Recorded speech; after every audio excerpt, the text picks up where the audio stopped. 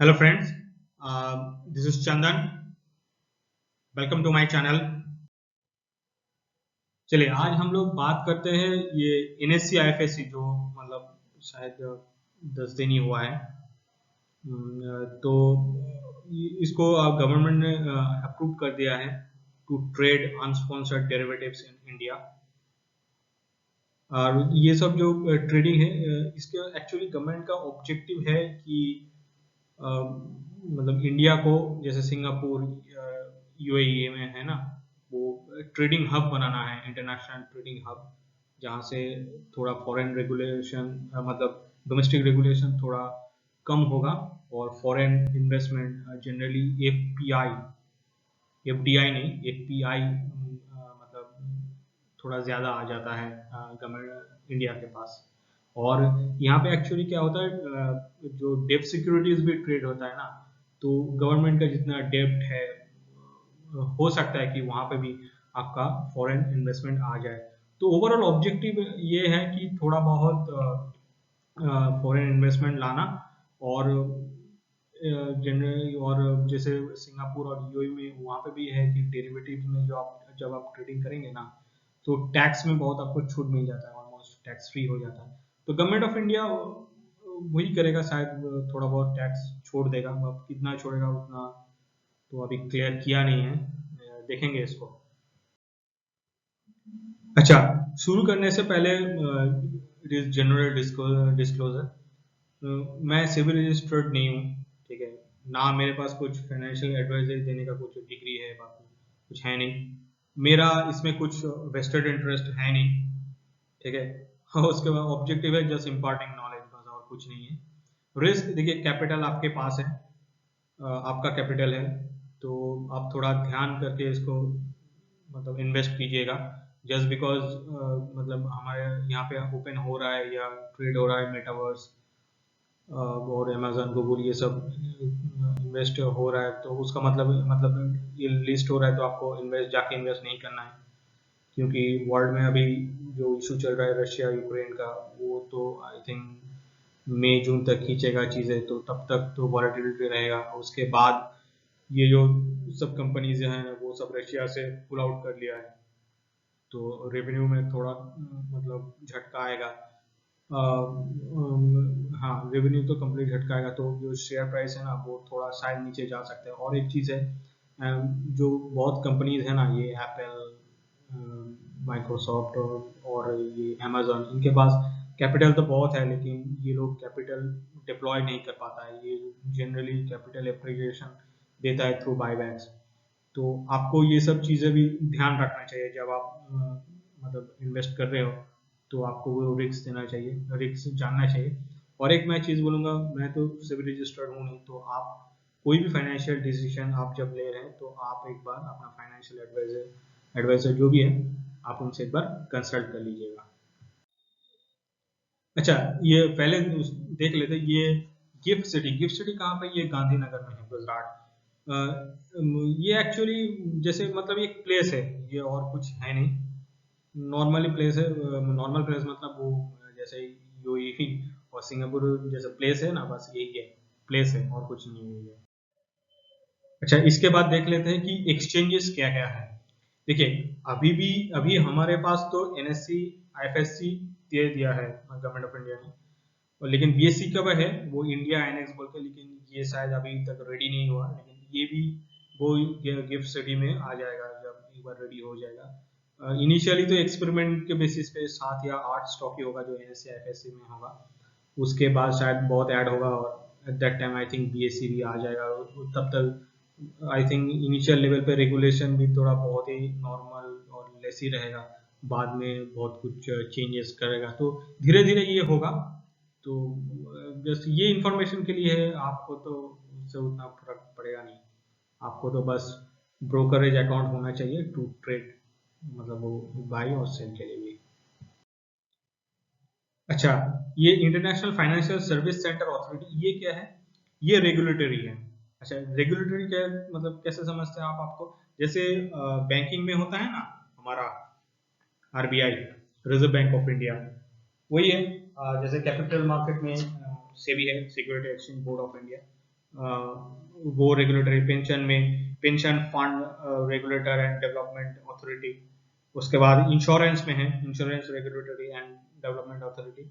तो ये सेपरेट क्यों बना है, क्योंकि देख लीजिए यहाँ पे क्या होगा कि एनएससी आईएफएससी में ये एक्चुअली जो फॉरेन कंपनीज है उनका ही जो डेरिवेटिव्स है ना यहाँ पे लिस्ट होगा, तो उसको आप डोमेस्टिक लॉ से आप नहीं कर सकते हैं। तो इसीलिए एक्चुअली ये सेपरेट रेगुलेटरी अथॉरिटी डेवलप कर दिया है इन लोगों ने। और नॉट ओनली सिर्फ फाइनेंशियल प्रोडक्ट्स, वहाँ पे सर्विस भी होगा, कुछ फाइनेंशियल इंस्टीट्यूशन, यही भी ये सब भी इसके अंदर आ जाएगा। करंट सेबी जो करता है वो actually generally most of the ways for domestic purpose, मतलब domestic financial products, financial service and financial institution. लेकिन इन केस ऑफ ये IFSC है, ये जितना इट्स ये सब करेगा, all are related to foreign, मतलब जो डोमेस्टिक नहीं है। अच्छा, ये NSC IFSC क्या है? देखिए ये एक्सचेंज है, मतलब to trade derivatives for international exchange. मतलब ये जैसे हम लोगों का होता है ना, ये हम लोग क्या करते हैं, जो शेयर बाई करते हैं या सेल करते हैं थ्रू NSE और BSE, लेकिन वो होता है कि ये सब जो कंपनीज है ये डोमेस्टिक में लिस्टेड है।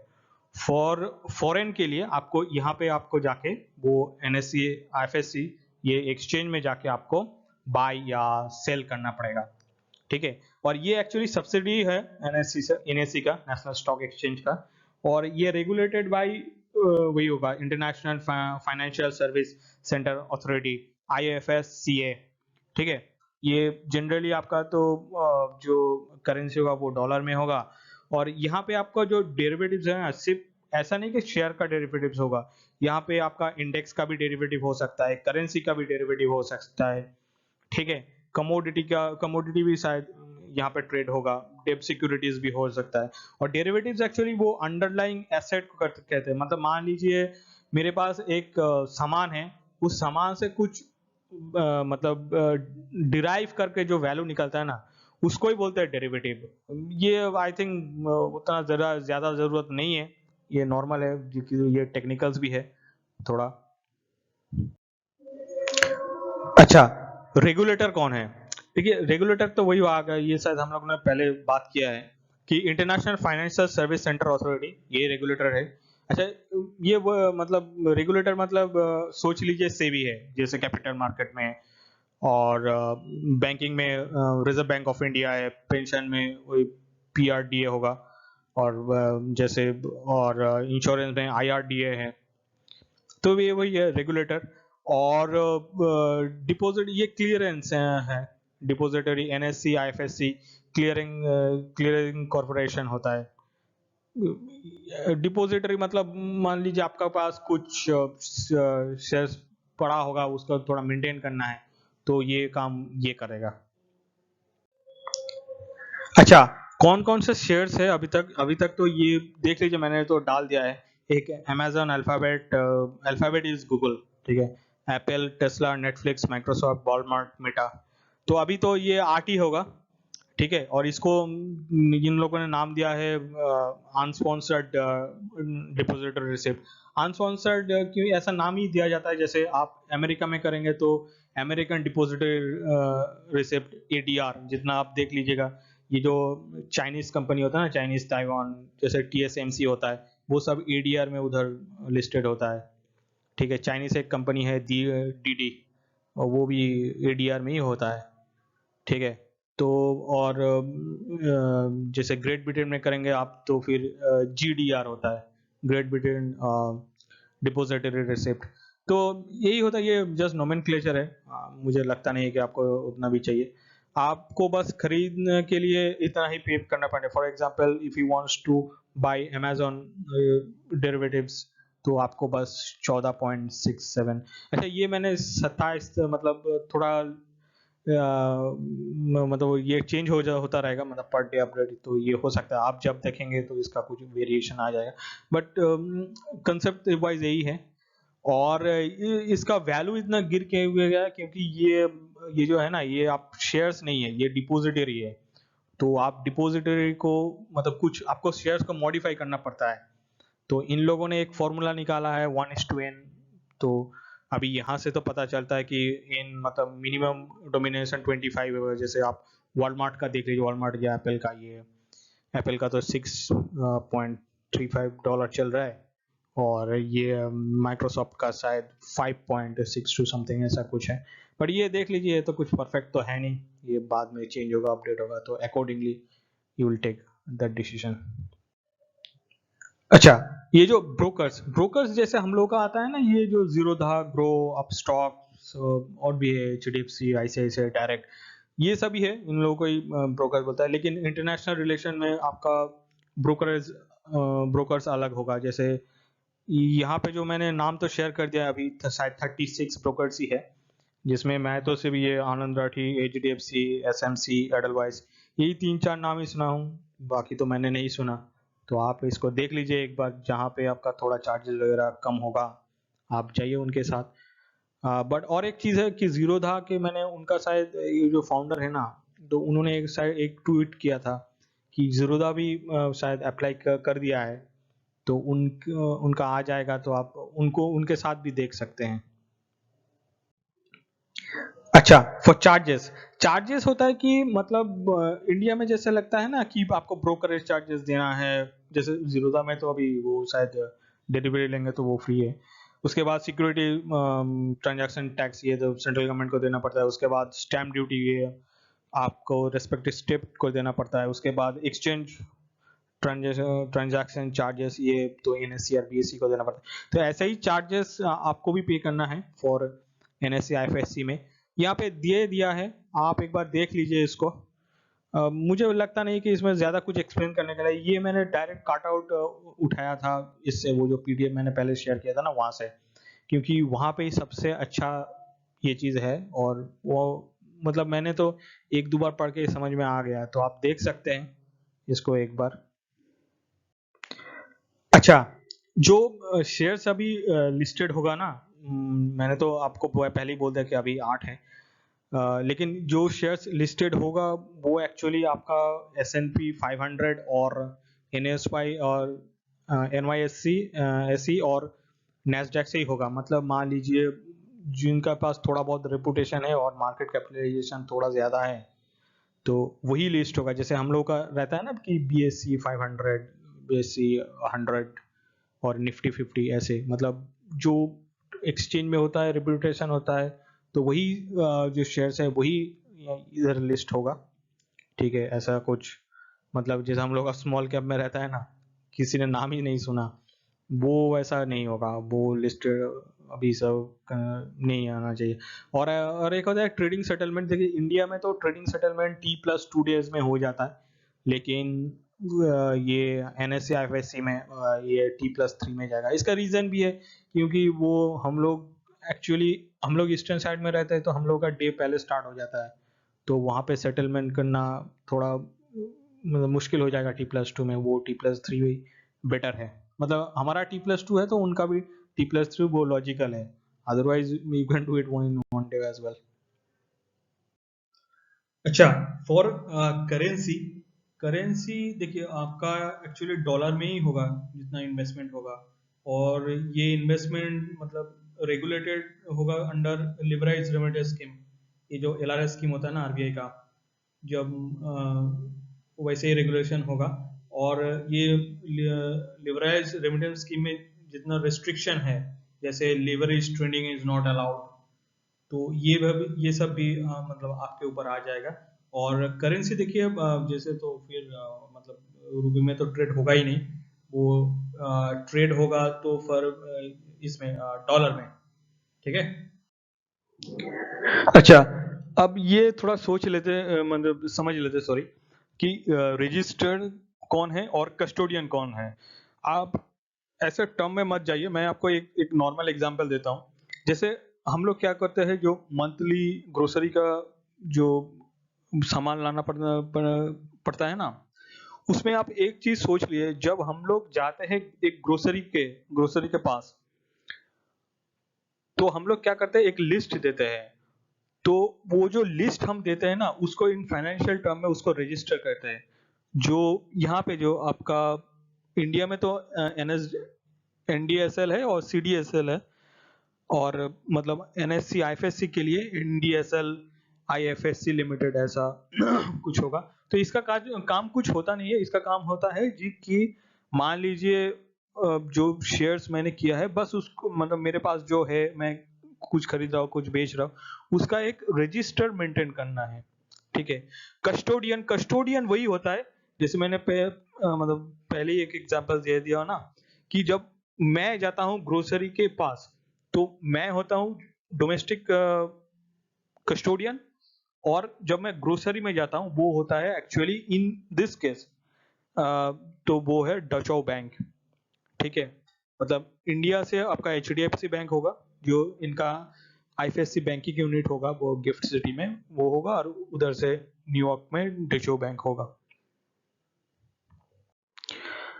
अच्छा, फॉर टाइमिंग, टाइमिंग आप देखिए मतलब वो तो US टाइमिंग के मुताबिक ही होगा, मतलब वो सिंक में होना चाहिए। तो इंडिया में जनरली रात के 8 बजे से स्टार्ट हो जाएगा और 2:30 AM IST तक चलेगा। और जब डे लाइट सेविंग आ जाएगा ये नवंबर में आ जाता है शायद, वही 1 नवंबर तक आ जाएगा, तब वो बस 1 घंटा सामने हो जाएगा, बस 7 PM से 1:30 AM IST इतना दूर तक ही चलेगा। ओके, फॉर कॉर्पोरेट एक्शन, जैसे कॉर्पोरेट एक्शन का मतलब ये होता है मान लीजिए कुछ कंपनीज जो है वो मान लीजिए डिविडेंड देता है कि आप बोनस देता है या उनका क्वार्टरली कुछ रिजल्ट आ गया कि उन्होंने उन्होंने कुछ एक्विजिशन मार्जर ये सब कर रहा है तो वो इन्फॉर्म करना रहता है कि इन्वेस्टर को। इन इंडिया एक्चुअली हम लोग ये सब चीज जो एक्सचेंजेस है ना वहां से मिल जाता है, जैसे NSE और BSE के आप वेबसाइट में जाके ये कॉर्पोरेट एक्शन पार्ट में जाके आप देख सकते हैं कि क्या एक कंपनी क्या क्या कर रहा है। फॉर मतलब NSE IFSC में ये एक वेबसाइट है, ये www.nsc NSE-IFSC.US स्टॉक इंडेक्स, यहाँ पे जाके आप देख सकते हैं चीजें मतलब क्या कॉर्पोरेट एक्शन हो चुका है। और अदरवाइज US में तो ये एडगार के साथ ही है। एडगार वो एक रेगुलर मतलब वो एक डिपोजिटरी टाइप का होता है, तो उसके पास ये रहता है। और बट ये शायद आपको उतना जाना नहीं है क्योंकि यहाँ पे तो सिर्फ 8 या 9 ही शेयर्स लिस्ट होगा, तो वहाँ पे तो बहुत सारा है तो वो जाने की जरूरत नहीं। आपका जो यहाँ पे जो वेबसाइट होगा ना यहाँ पे ही चले जाइए, जो डोमेस्टिक वेबसाइट NSE IFSC, यहाँ से पूरा आपको वो सब डिटेल्स मिल जाएगा। अच्छा, फॉर टैक्स, टैक्स में मेरा तो उतना एक्सपर्टीज नहीं है क्योंकि मैंने कभी ये फॉरेन इन्वेस्टमेंट किया नहीं है, बट जितना मुझे वो जो एक PDF है ना वो पहले जो मैंने शेयर किया था वो पढ़ के मुझे जितना समझ में आया कि आप एक मतलब जो short term capital gain tax है वो आपका आप जिस टैक्स स्लैब में पढ़ते हैं वैसे हो जाएगा, और for long term capital gain tax वो 20% शायद आपका चार्ज होगा। बट मैं एक बार आपको बोलूंगा कि आप एक बार इसको क्रॉस वेरीफाई कर लीजिए क्योंकि मैंने कभी किया नहीं तो मेरे पास उतना एक्सपर्टाइज है नहीं। ओके, फॉर इन्वेस्टर आपको बस यही ध्यान ध्यान रखना है कि जो मतलब शेयर्स है एक्चुअली शेयर्स तो नहीं है वो डेरिवेटिव्स है, तो वो डेरिवेटिव्स में क्या होता है कि आपका अपर लिमिट और लोअर लिमिट नहीं लगता है, तो कैपिटल डिप्लॉयमेंट के समय पे थोड़ा ध्यान रखिएगा इस चीज़ों को।